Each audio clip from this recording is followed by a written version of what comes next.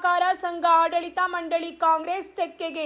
ಮಂಡ್ಯ ತಾಲೂಕು ಬಸರಾಳು ಹೋಬಳಿಯ ಒಡಗಟ್ಟ ಹಾಲು ಉತ್ಪಾದಕರ ಮಹಿಳಾ ಸಹಕಾರ ಸಂಘದ ನೂತನ ಅಧ್ಯಕ್ಷರಾಗಿ ಕಾಂಗ್ರೆಸ್ ಪಕ್ಷದ ರತ್ನಮ್ಮ ಮಹದೇವಯ್ಯ ಹಾಗೂ ಉಪಾಧ್ಯಕ್ಷರಾಗಿ ಮಣಿಬಸವಯ್ಯರವರು ಅವಿರೋಧವಾಗಿ ಆಯ್ಕೆಯಾದರು.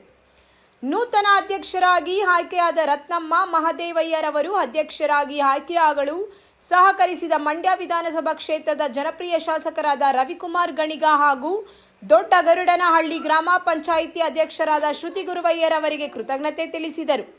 ಈ ಸಂದರ್ಭದಲ್ಲಿ ಯಜಮಾನರುಗಳಾದ ರಾಜು, ಶಿವಕುಮಾರ್, ಪಟೇಲ್, ರಾಜಣ್ಣ, ಜಿ ಬಸಯ್ಯ, ಗುರುಬಸವಯ್ಯ, ಶಿವಾನಂದ್, ಕಾಂಗ್ರೆಸ್ ಮುಖಂಡರಾದ ಗುರುವಯ್ಯ ಸೇರಿದಂತೆ ಇತರರು ಹಾಜರಿದ್ದರು.